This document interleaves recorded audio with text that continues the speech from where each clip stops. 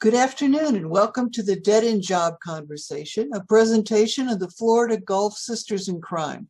I'm Elaine Viets, your host, and I'm here with three best-selling authors whose day jobs bleed into their stories: Lisa Black, J.J. Hensley, and Annette Dashofy.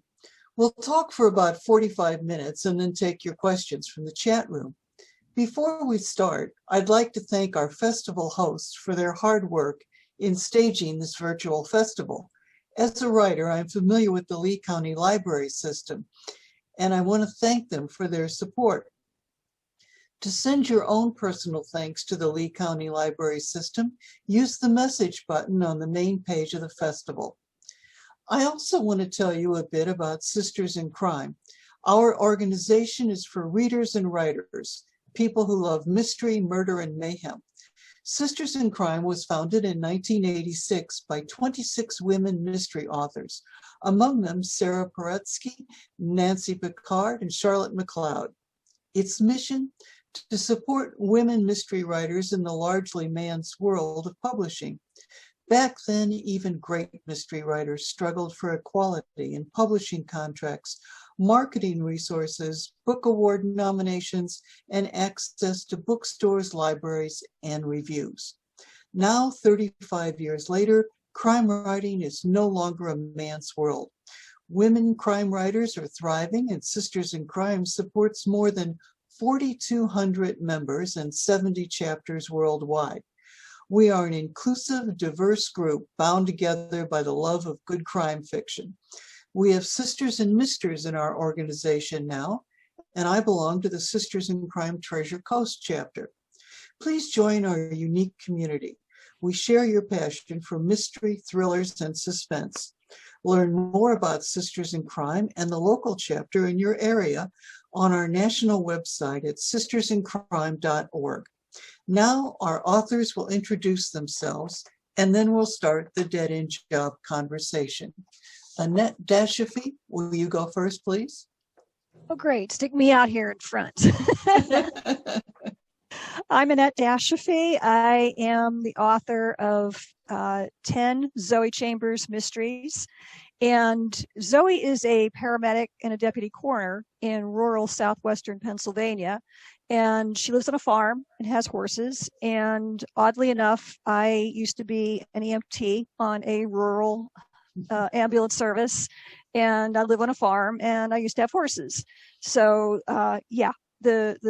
my history and my background has definitely bled into the stories.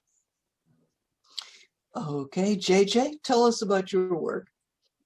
My name is JJ Hensley. I'm the author of 7 full novels and a slew of shorter works in different anthologies and collections. I've been a police officer in Chesterfield County, Virginia, and a Secret Service agent.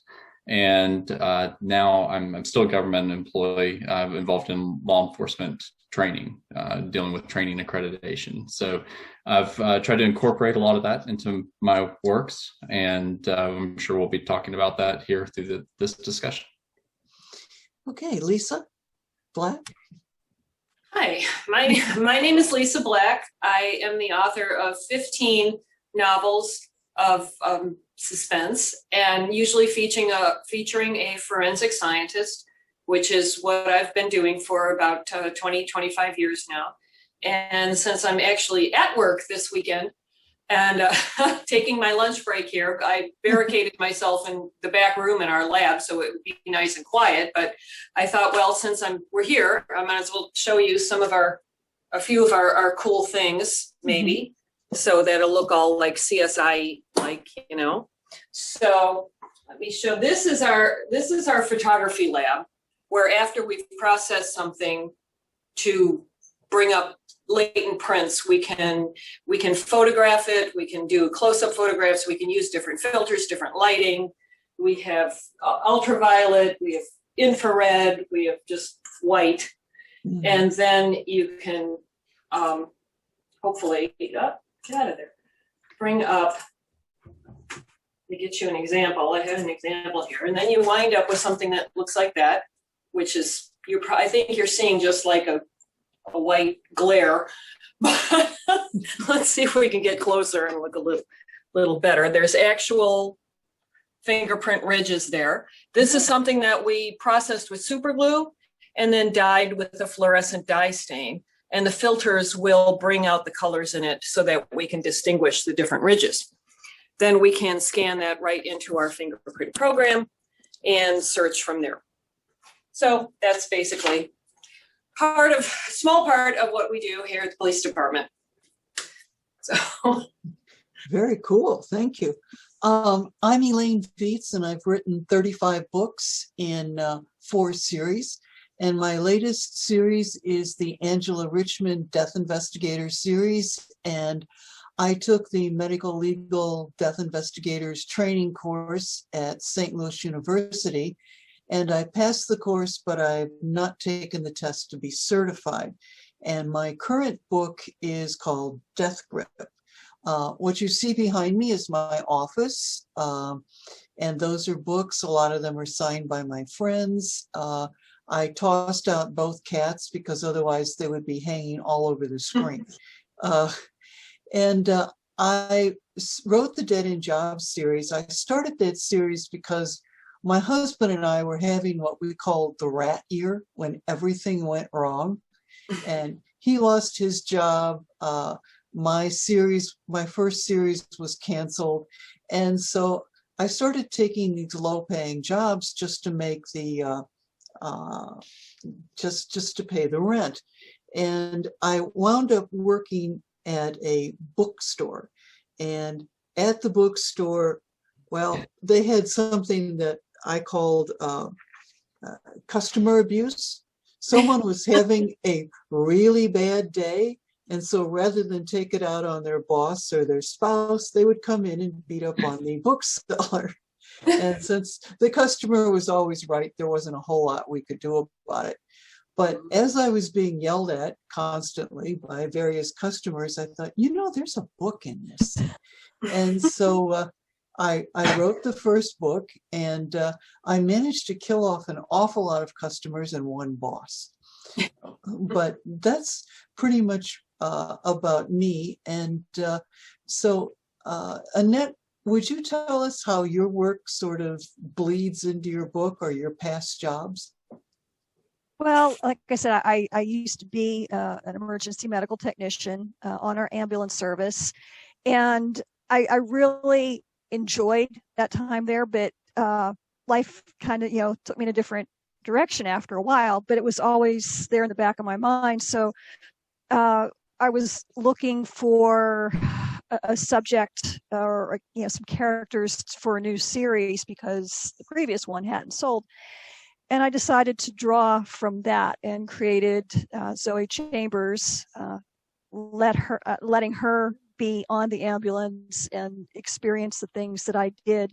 So I was able to kind of live vicariously that life again through her, but without having to be drawn out of bed at 1 o'clock in the morning to go to a traffic accident scene. So I don't really use the actual cases that I worked on back then, largely for privacy reasons, but I draw a lot from the interaction between the different paramedics and crew members, and the setting that I use. The ambulance garage in the book is drawn from the actual ambulance garage that I worked out of. They have since moved.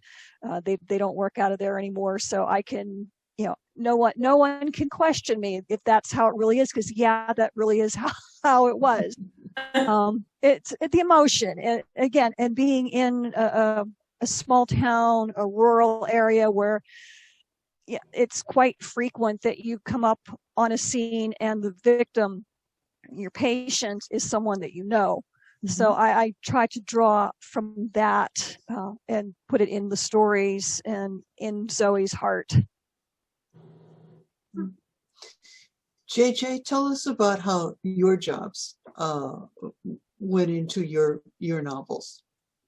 Well, that's actually kind of why I started writing. I was a Secret Service agent in the Washington, D.C. area, and my wife and I were always big crime fiction writers. And it's funny, I'm talking with my hands, but sometimes they don't show up on the Zoom picture, so it's freaking me out. We were reading a lot of crime fiction, listening to a lot of audiobooks because traffic in Washington, D.C. is just atrocious. And over time started to notice certain trends, and there were certain things in the books that didn't like, because I had experience as a police officer and as a Secret Service agent, and there was so much things that just weren't authentic, just not being realistic, and we would talk about it, and it would bother me, certain aspects, and eventually my wife said, you should try to write a book, and I had no writing experience or anything like that. And I didn't being a male, I didn't listen to her. And I was also working a lot of shift work and working different I was traveling a lot and everything. And but then I left the Secret Service for another government job, training background investigators outside of Pittsburgh. And that's when I was working normal days, and I started to get the idea that, okay, well, we'll try to write a book, and that's where it kind of took off from there. And so from there, I started to decide, I'm going to incorporate some not direct experiences, but my experiences as far as what my knowledge is, my training is, and maybe some individual aspects in there, and see what happens. And fortunately it took off, and I've been able to use that to hopefully make some authentic mysteries and thrillers, and to integrate that in to where it's not as Hollywood as you would see with NCIS or the CSI and Law and Order and the things that make it so that my wife can't watch TV with me anymore, because it's just brutally painful. So those are the things that I've been able to use to my advantage when writing, and now I work at a law enforcement training center, and it's just a mecca for research. So it's a huge benefit for me. Okay, Lisa, what about you? Well, I'll echo what Annette and JJ say too, that in a way, with most crimes, I don't want to sound mean, but most crimes and even most murders aren't really complicated or interesting enough to sustain an entire book. And there's always the confidentiality thing. So I don't really use real life cases in my books. I might use parts of them, but definitely use how the whole system functions, different personalities of the officers and the victims, and most of all the little asides in my book, when one character says the other, gee, this reminds me of this case where this happened. That's usually from real life. And all the little embarrassing things, like one time I had my character got called out in the middle of the night. She shows up to a crime scene with her shirt inside out because she's so sleep deprived. I'm like, my agent thought that was hilarious. I said, yeah, I actually did that. And things like that. And yes, definitely try to debunk the Hollywood version, especially after CSI. And they have every piece of equipment known to man, and they're experts in every single possible aspect of physics and chemistry and genetics and crime scene investigation. So I do try very hard to show how things work in the real world. That there's these things we can do. There's these things we can do, but they're a lot more difficult than they look on TV.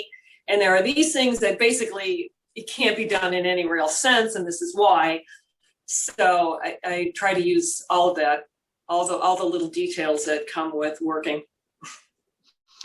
Annette, what do you think TV gets wrong about your job your former job as an EMS? What do they get wrong that you just want to turn off the TV and go, no, no, no? So very much. Okay. I'll pick one thing. The one thing that probably gets me every time and has me screaming at the TV is their rendition of CPR. The paramedics run in, or whoever is doing CPR just on the bed, and they're doing CPR to the bed, not the patient, or on the couch. And I can kind of understand, because if they're actually working on an actor, a living actor, you don't want to actually, break an actor's ribs by doing CPR the correct way, because that's always a risk.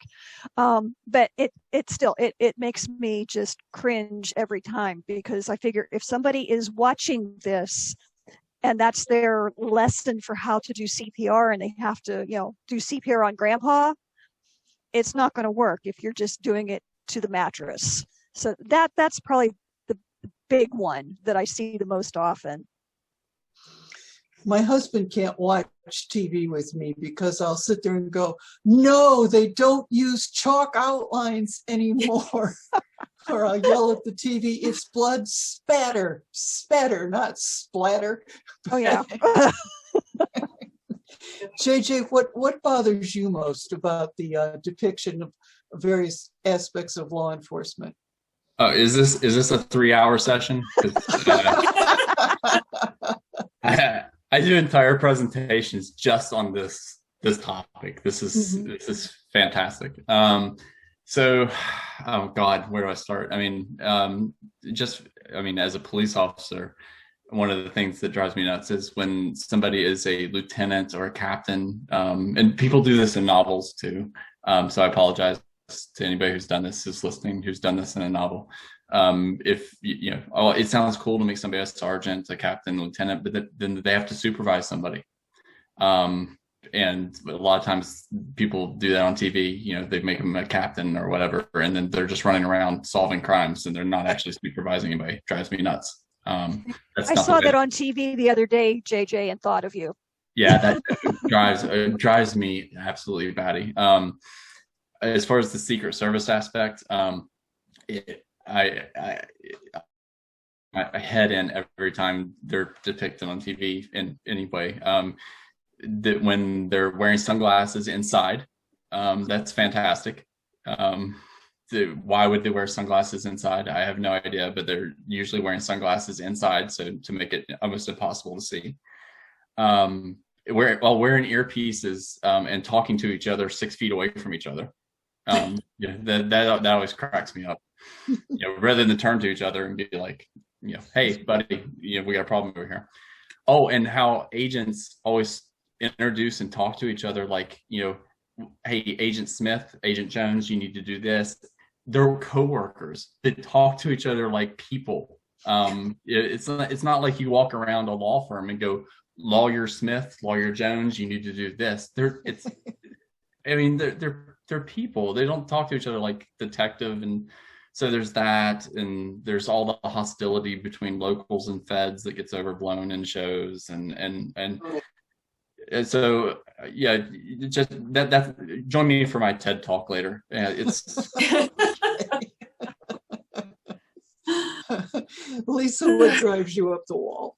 Oh, there's, as with the other two, there are so many. Picking up a piece of evidence at a crime scene before they photograph it in place, putting it in plastic instead of paper. There's very few things we would put in plastic. I mean, you can probably put pieces of paper in plastic if you're not too concerned about having them fingerprinted and if they're not damp or anything. Other than that, everything is going to go in paper or some sort of, permeable thing. And, like JJ said about the rank, I didn't even think about that. But yes, captains and lieutenants would be back at the station supervising and filling out paperwork and doing their things.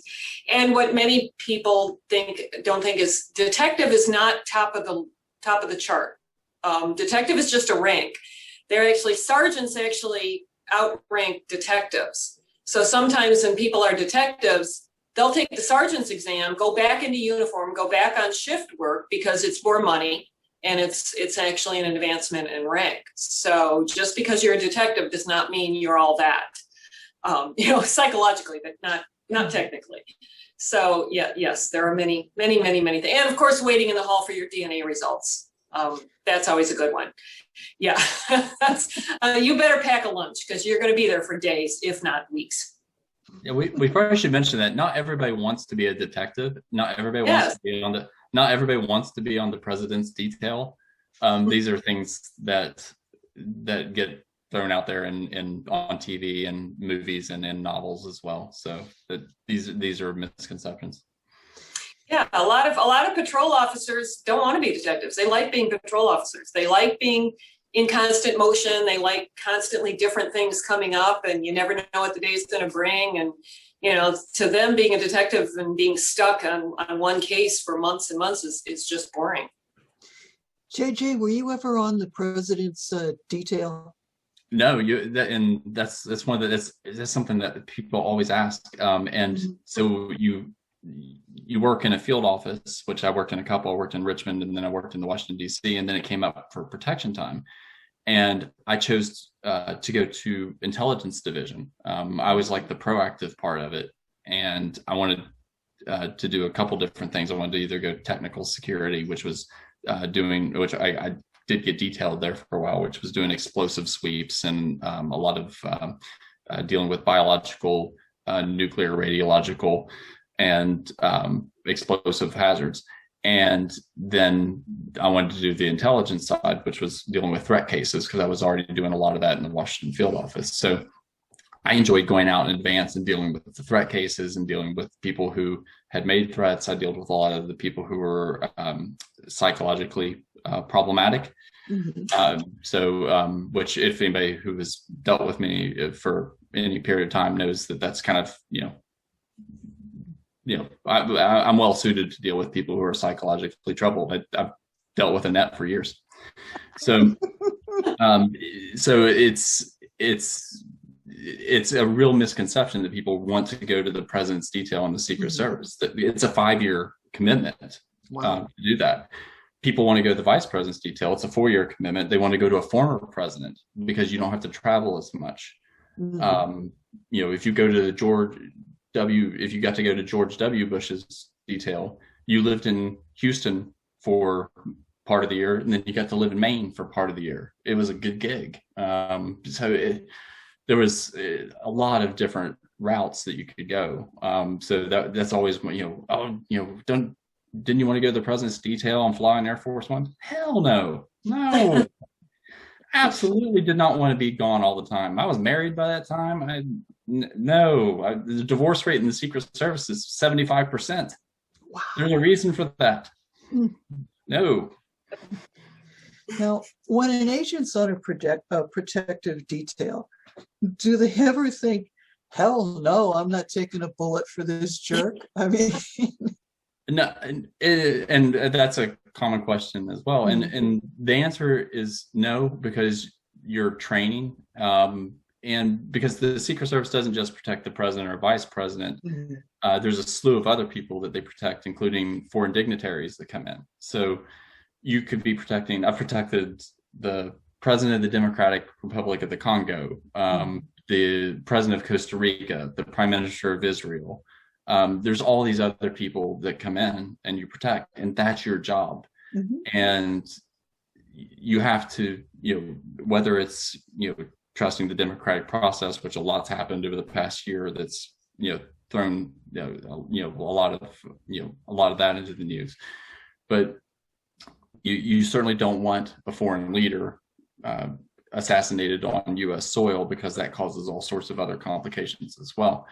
So your training is just, and I don't want to diverge onto a weird story, but I'm going to. So it's ingrained in you because of your training. So years later, years after I was out of the Secret Service, I'm walking at a baseball game with my wife, and a storm came up at the Pittsburgh Pirates baseball game, and they put everybody in the concourse. And we're walking through the concourse, and the wind blew really hard, and people are just walking through there, and there was this loud bang behind us, and I grabbed my wife and I covered her. And I covered her because it sounded like a gunshot behind me. I covered her just like I would a protectee, and I started to evacuate her to the motorcade that we don't have. And she was squirming under me, and she was going, let me go. And now everybody's looking at me because I'm committing an abduction. and it was just a small concession stand fell behind us. But that was just my reaction when I heard it sounded just like a gunshot behind me, and she was right beside me. I grabbed her, and I've done it 2 times since at concerts when fights broke out right beside us, and my wife was beside me. I grabbed her immediately, and she gets so mad at me, and I keep doing it, and I've been out of the Secret Service for over 15 years now, and I keep doing it. So I keep abducting my own wife.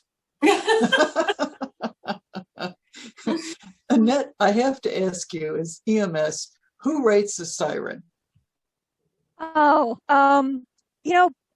basically, rarely, or at least whenever our ambulance service that I worked on, rarely ran the siren while a patient was inside with, that we were treating, because if they were even if they were like having a heart attack, that sound of that siren would really throw them into a heart attack if they weren't already.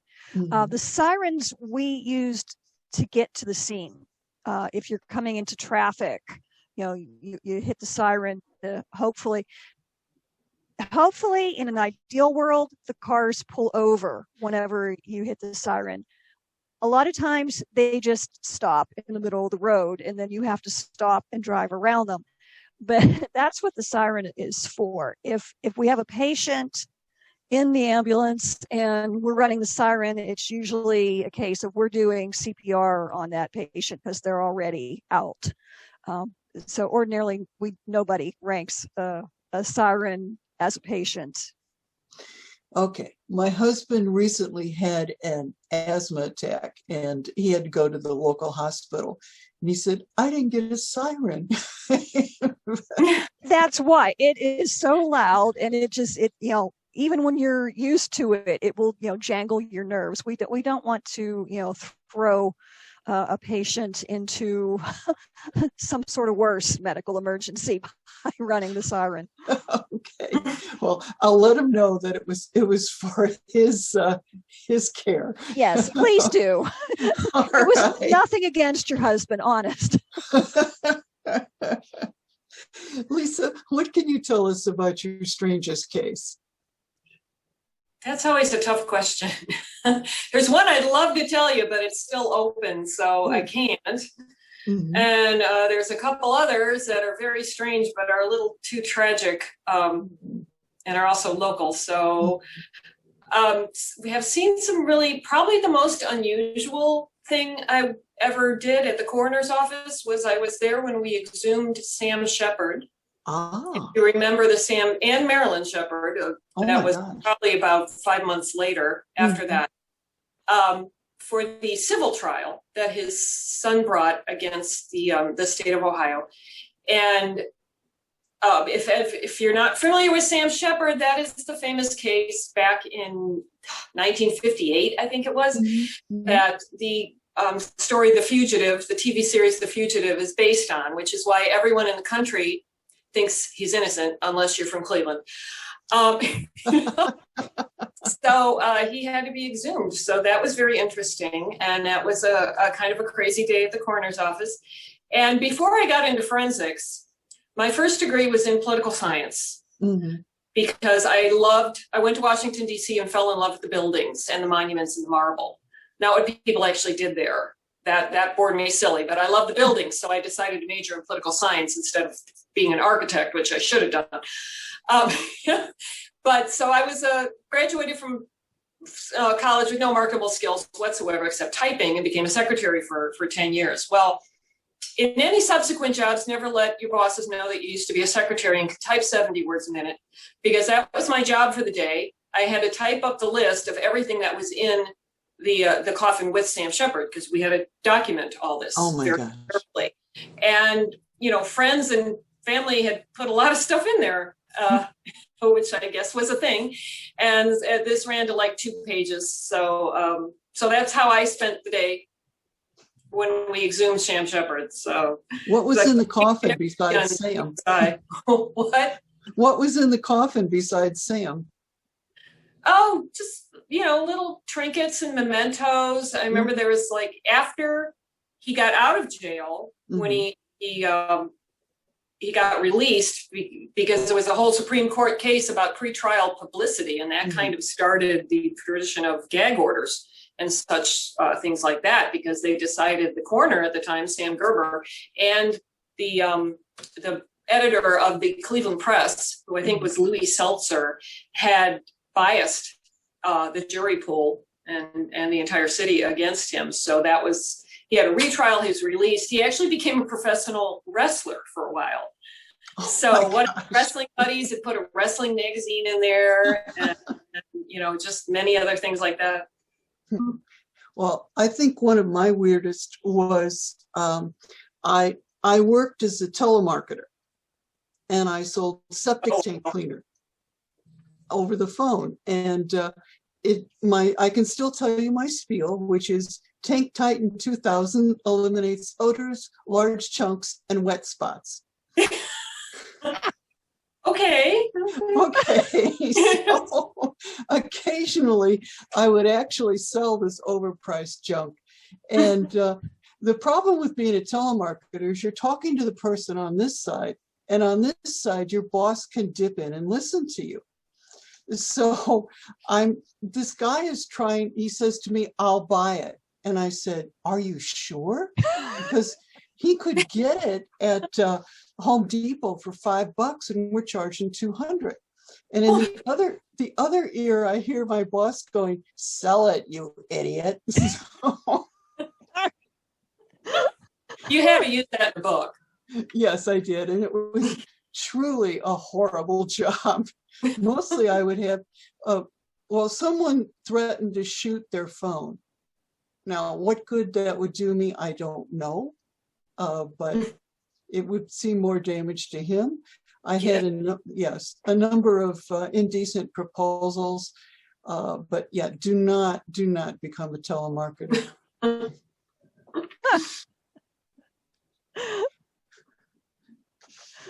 So, what are you all working on now? Annette, what's your latest project?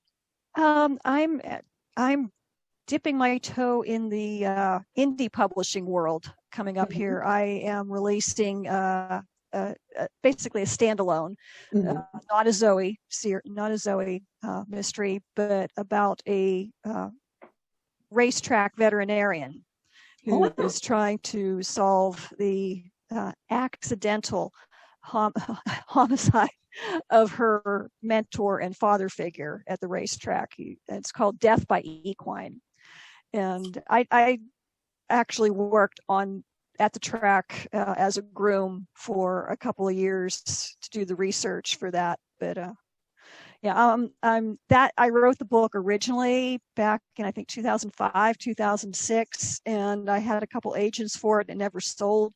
So it's been rewritten probably 457 times, and I'm working on rewrite 458 right now, so I can get it ready to come out in May.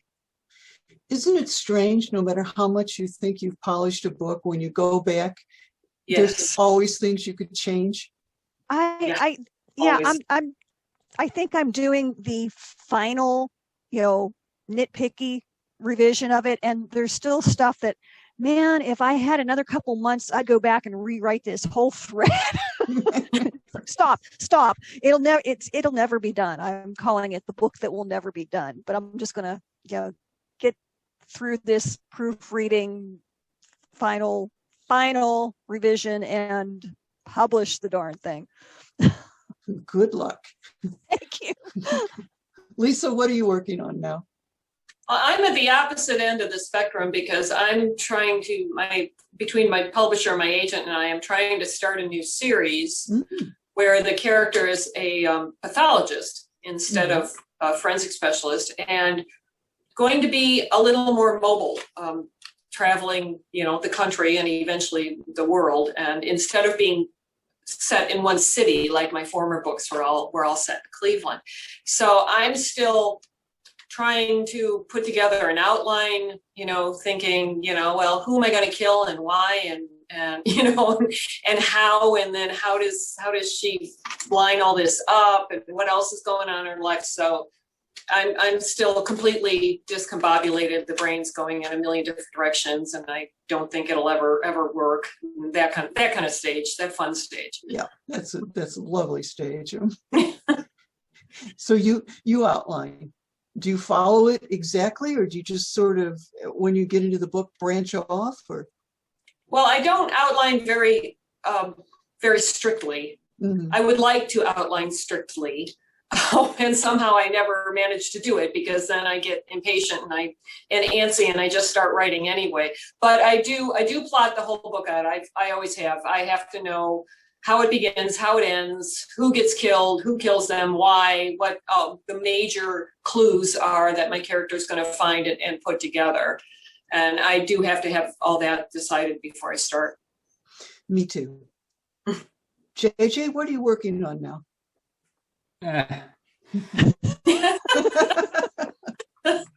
Yeah, me too. I'm making final. I've had a series going with Down and Out books with a detective named Trevor Galloway. My most recent book is The Better or the Bad, and I'm working on getting it converted to audio. So hopefully by the end of the year, that'll be on audio. And the best part of that is I won't be narrating it. So that's good news for everyone involved. Thank God. Yes. Every time I've even entertained that idea, my wife has set me straight. And in addition to that, I did start work on a standalone novel that would be completely separate from anything I've ever written. Involve a little bit of reincarnation. So that's definitely different than any novel that I've written before. So that the title on that is still to be determined. So got a couple things, but that's all slow going. My 9-year-old was doing school at home for the first part of the year, so everything is going really, really slow. That's tough. Okay. Yeah, she actually has been sliding notes in under the door here, and during this meeting, one of them looks like a piano. I don't know what this is. Just 1 second. Let's see. Yeah, let's go. It's an origami piano. Oh, that's cute. So I'm trying to focus on this conversation while I'm getting origami musical instruments. Let me tell you, this is my life. His daughter is a black belt. So if he ever, if some big noise happens and he grabs her like he grabs his wife to protect her, I think his daughter would probably knock him out. This has been my life. Is I'll be in work meetings, because this is what we do now, is we deal with Zoom or Adobe Connect or whatever, Microsoft Teams. And I for the first part of the year, I just got these notes under the door constantly. I have a question about this with school. I need a question about this with school. Or what are you doing? And some of them were really creepy. It's like they would slide in with little fingers, and I was like, Jesus Christ. So yeah, that may be my next story. Okay. All right. I just turned in my 7th book in the Angela Richman series. And of course, it's absolutely perfect. You all know that. And now I'm waiting to hear from my editor tell me how it's not absolutely perfect. So my fingers are crossed on that. But all right, we've got a few minutes left here. So tell me something about yourself that no one would believe. Annette? Yeah. I'm like, that's a hard one because everybody already knows everything about me and knows that I would do just about anything. So they would probably believe it. The best thing I can come up with is that I at one point, I haven't done it lately, but at one point I was pretty dead on good at throwing a knife and tomahawk. Wow. Okay. That's I'm very impressed. Yes. Don't mess Lisa. with me. Lisa, can you top that? No. Okay. No, I would say that my first degree was in political science, which anybody who knows me would be like, what? You know, that would be like, fashion design or something. That's not my forte at all. So, other fun fact, I am playing my grandfather's violin that's probably 100 years old, which is not valuable or anything. It's not a Stradivarius because I've had it to 2 different luthiers and they didn't ask a single question about it. So obviously it's not very interesting. But having only taken up the violin about 4 years ago, which is not an instrument you want to start at, 54 or whatever I was, because it pretty much sounded like someone strangling a cat for the first couple of years. Yeah. And still doesn't. If I hit a note on that actually sounds like it's supposed to sound, I'm like, oh, wow, I hit one. That was good. Well, at one time in my life, I wanted to be a contemplative nun. You're right. No one would believe that. No, it was an order called the Pink Sisters. And the Pink Sisters wore pink habits back when nuns wore that. And at the time, I was the oldest girl with 3 brothers. And a life of complete silence wearing pink sounded like a really cool idea. That's a far cry from telemarketing. Yeah, it was. And Teresa says I did become a sister in crime. Yeah. But anyway, okay, JJ, what about you? I'm definitely one of the few former Secret Service agents who took the official report of a vice president shooting somebody in the face. Oh, you were that? I wasn't there. I was with Intelligence Division in Washington, D.C., and the call came in, and it got passed off to me. So I had to write the official report and then notify everybody. And I have a very odd sense of humor, so I had to make all the calls, and then nobody believed me, and they kept hanging up on me. Is the report any different from the stories we read in the press? No, he just shot the guy. I mean, well, what was funny was watching the news reports, though, because depending on which news outlet you watched, he either Cheney either accidentally shot the guy, just shot the guy, or gunned down his hunting partner. So it was funny. But yeah, it was that was not a fun report. It's all right. Oh. Well, all right. I think it's time to take some questions. And let's see what we have here. All right. Martha Reed wants to know, to all of us, what's your dream job if you could have anything you wanted? It's not septic tank cleaner salesperson. Good idea. Awful. This is kind of my dream job. I like doing it. Yeah, me too. I mean, since I was a little kid, I always did write and I always wanted to be a writer. So I've gone through all the dead end jobs to finally get here. So yeah. I'm about 8 inches of height and a lot of athletic ability away from playing in the NBA. So I'm going to go with being a writer. A writer. So I don't see my dunking ability coming along anytime soon. So I guess writing. Lisa? Yeah, but the question is if you can have anything you want. So if, Right. If talent is no object, then, I'd like to be Taylor Swift. I don't know about the rest.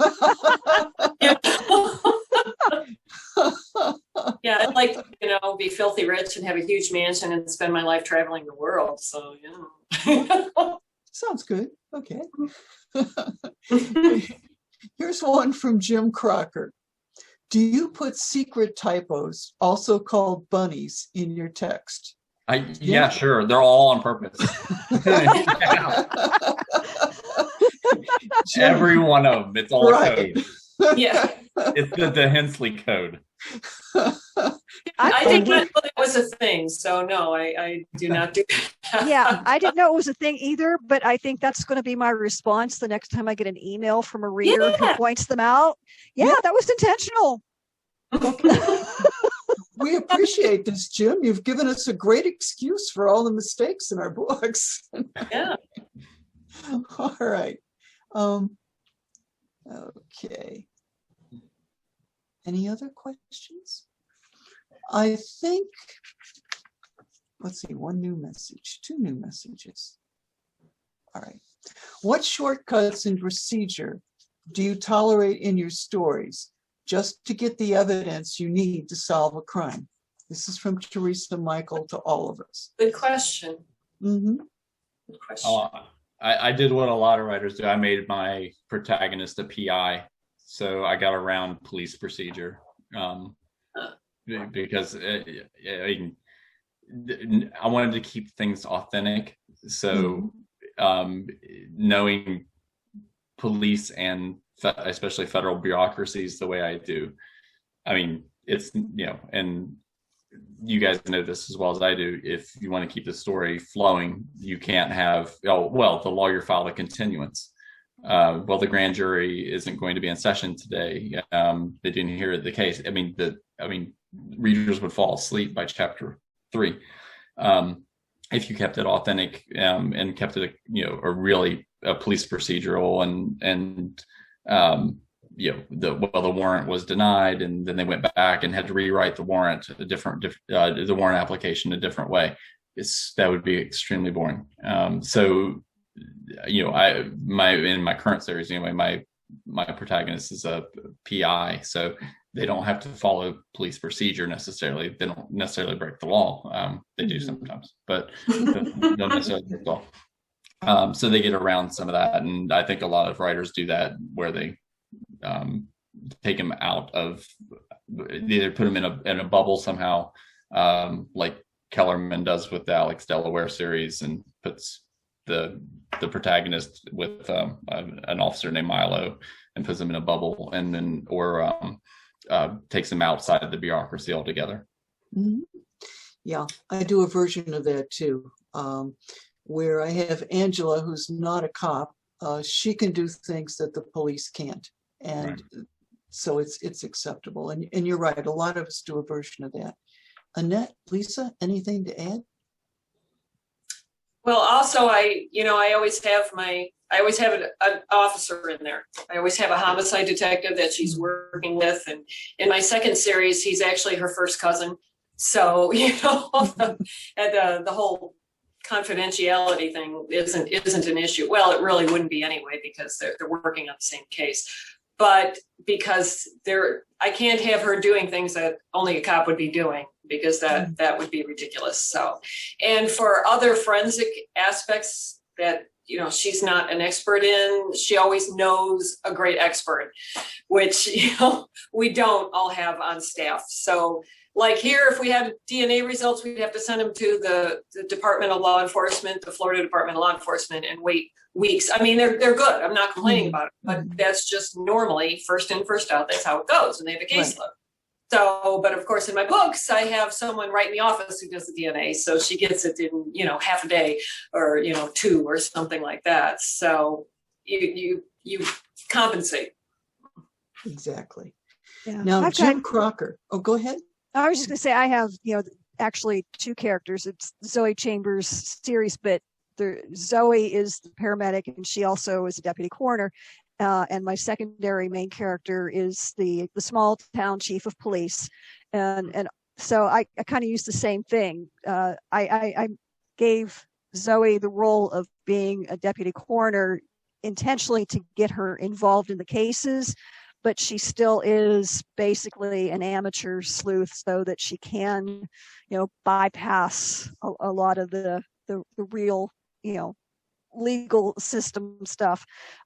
Doesn't do it too much. I do try to keep it as very true to police procedure as possible.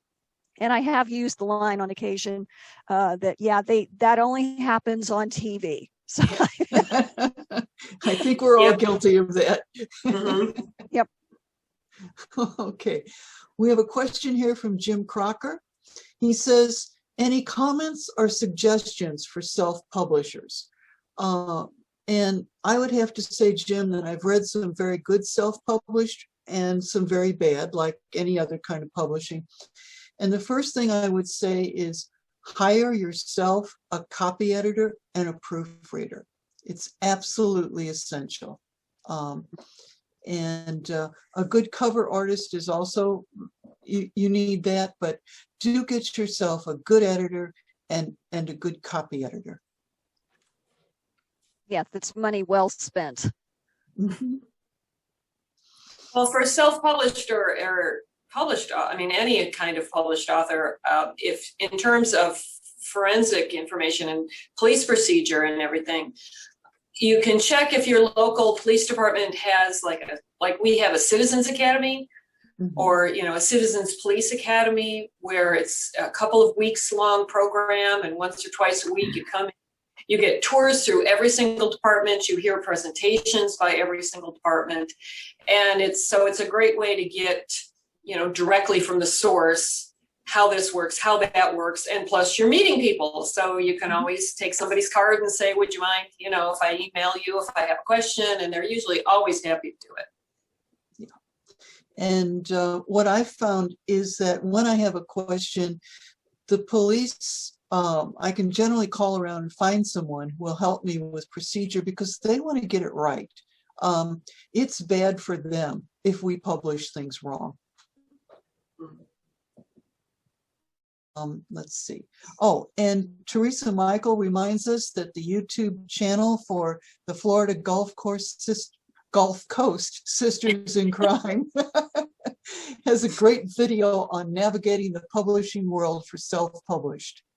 I've gotten the 5-minute warning here, so I want to thank everyone who helped and those who came, and let me read the closing.